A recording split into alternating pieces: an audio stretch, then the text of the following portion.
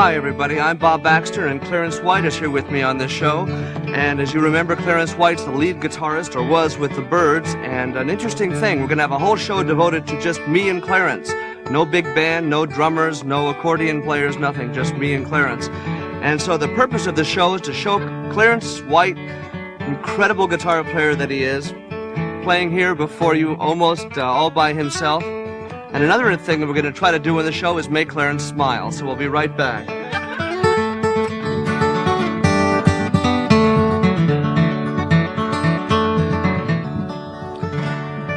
Clarence White, how are you? Now, I've got everybody here, an audience for you, Clarence. I wanted to bring them here to witness what we're about to do, and it's going to be terrific. Now, what I want to know is, a bunch of these people came out to me before the show and wanted to know, I mean, here we are. You're one of the finest flat pickers that's probably, I think, ever come up the pike. And we want to ask you some things that are meaningful both to the audience here, that are a lot of guitar players, and to the audience out on TV land. So the first question I want to ask you, have down here is, do you sleep in the nude? Yeah. You do? Okay, well, that's fine. I had, next one is, what color nightie do you sleep in? But okay, we'll get into the more meaty stuff. Now, Clarence, most people who, when they're flat-picking, listening to you, you do some things that are fairly special in flat-picking style. Now, for example, this is a flat-pick. If we can get a close shot of a camera on a flat-pick here. This is a flat-pick. And the old, what camera? Ah, there's the camera. This is a flat-pick. You've seen the old trick, of course, where now it's gone. Right? Anyway, there's a flat-pick. And normally when you play with a flat pick, you pick down and go chunka, boom, chaka, boom, chaka, boom, chaka. You play a little bit different than that, Clarence, a little bit better, I hope. And could you rip off a song like Listen to the Mockingbird, I thought we'd do. And if we get the camera in on Clarence's guitar and Clarence's hands, we can kind of pick out a few things that are, I think, very interesting. Do you think they're interesting, Clarence? Slightly. Okay. After all, you do them, right? Okay.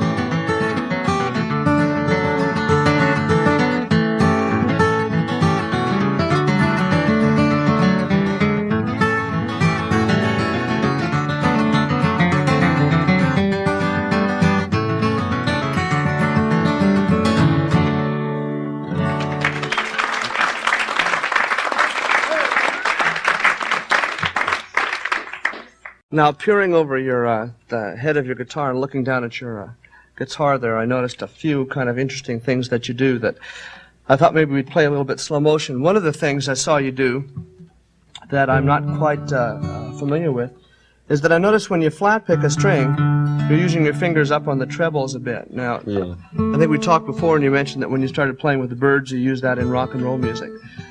Now, what is there a name for that? I don't think so. I see, Clarence. That's the way it's going to be. I haven't named it yet. Is it something you do and nobody else does? No, I'm sure other people do it. Because I've seen like Glenn Campbell do some stuff like that too. He does, yeah. Can you play a little, just a maybe slowed down lick so we can hear what it does?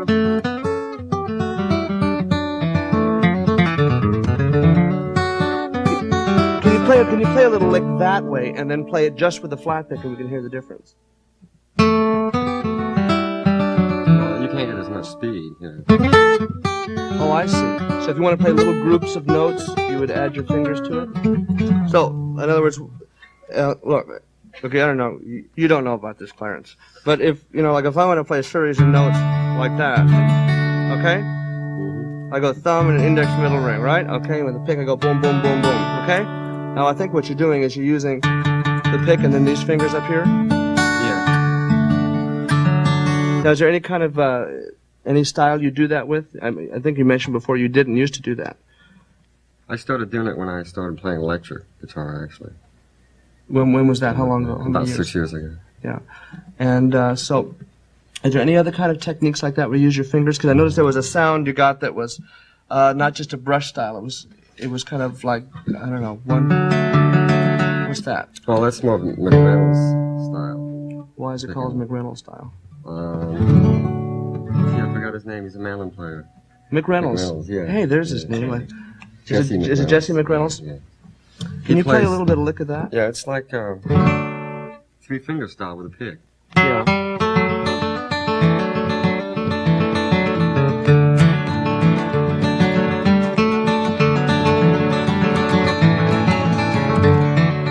That's really pretty. So those are two styles that you use quite a bit, or you don't use them very much, or once in a while, or when you feel like it, or what? Once in a while when I feel like it. Oh, that's really pretty. Say, if you're playing, let's say, a song where other instruments are playing, do you play these kinds of patterns, or don't you hear them? Or the audience doesn't hear them. In other words, they seem like very quiet, beautiful little patterns. But let's say you're playing with a banjo and a mandolin and stuff like that. Do you hear them? Do you play them enough? Not as much, right? Yeah, but so what do you what kind of stuff do you play? Should someone be singing Well, or you playing have to- along a band? You have to do a lot more force with the pick. Like what? So a You lot have to play stronger lot kinds more, of stuff. yeah. Well, I'll tell you what. I'll give you a challenge. I'll do a song, Crawdad Song. I'm sure you know that because after all, before the show started, we said let's do the Crawdad Song, and was a crawdad just fell down.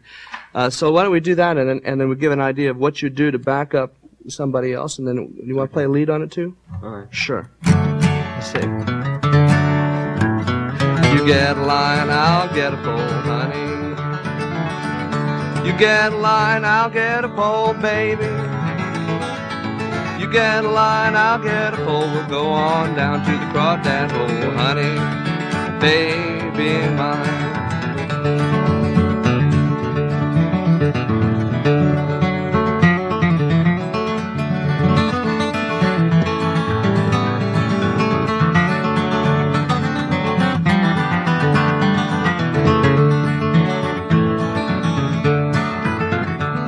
Now all I want my little baby to do, honey, all I want my little baby to do, baby, all I want my little baby to do is make $3 and give me two. Now, honey, baby mine.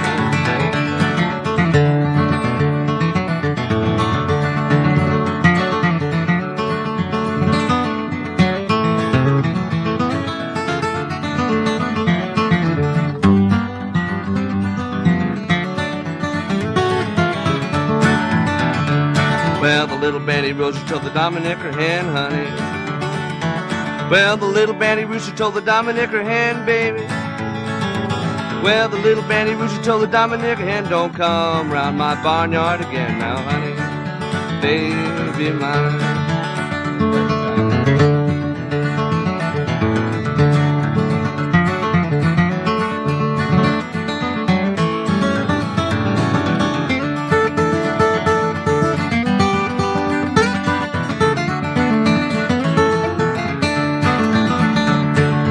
You get a line, I'll get a pole, honey. You get a line, I'll get a pole, baby. You get a line, I'll get a pole. We'll mosey on down to the crawdad hole, honey, baby mine. Play one more.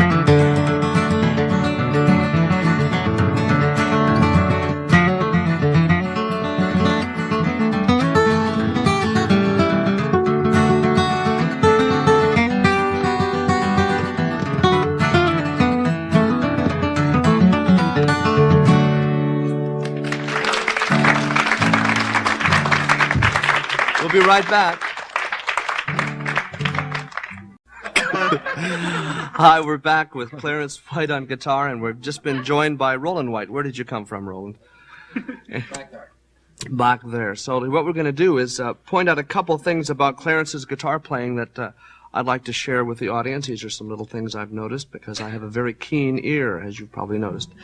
There's one thing that you're famous for, Clarence, Yes. but I'll tell about the other one. And the first thing that comes to mind when someone mentions your guitar playing, I heard it on when you played Listen to the Mockingbird, and that is that Clarence plays offbeat. Now, this doesn't mean that everyone else has rhythm and Clarence doesn't have rhythm, but what it means is you tend to play some of the notes, placing them where a singer would place them rather than a guitar player. If I may demonstrate, who could do it better? Now listen. What I'm talking about is, listening to the Mockingbird, instead of going,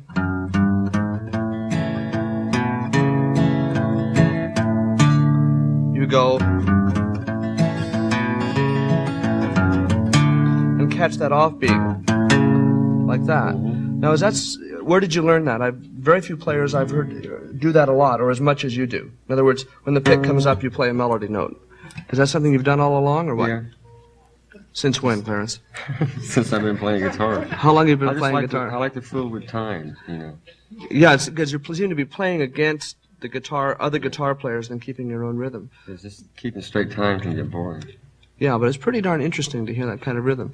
Now, another thing I want to point out, since you refused to answer that with any kind of why don't you ask me the questions, Clarence, and I can demonstrate these things. Something else that's also beside this offbeat rhythm that sends chills up my back, because you have sent chills up my back for years, and this one record has done it, and this is the record. I'm digging this out. This, by the way, is a very valuable record because it isn't in print anymore. It's called Appalachian Swing with the Kentucky Colonels, and this is a record that, when was it put out? 6 years ago? Something like that? 1964? And this contains an awful lot of purely instrumental tunes by Clarence on guitar and Roland, his brother, on mandolin. And my favorite tune on here, and probably one of my favorite tunes of anybody, is I Am a Pilgrim. And I want the people at home and everybody here in the audience to listen to something that's quite unusual. And that is a specific sound that I think only two brothers can get. It's very interesting. You can listen to a lot of records of 2 or 3 people playing, but there's just a sound, the way your music overlaps. And, of course, you're not going to be able to do it now that I've mentioned it. But let's give a listen to that. It's really a super-duper song. I want to back you up on this. What key is it in? Sure, hey. A.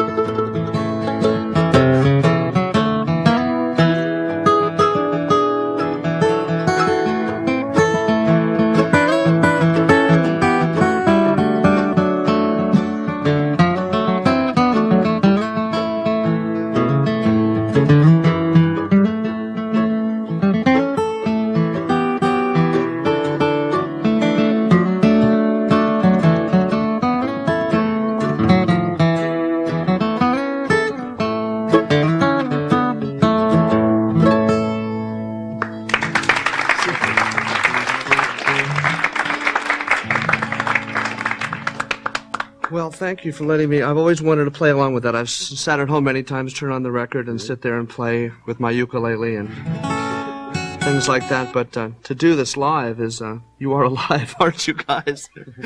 But to do this alive, listen under these hot lights, Soldier's Joy. Okay, in the key of? D. In the key of D, because we want all the viewers to be playing along with us. Isn't that right? All right?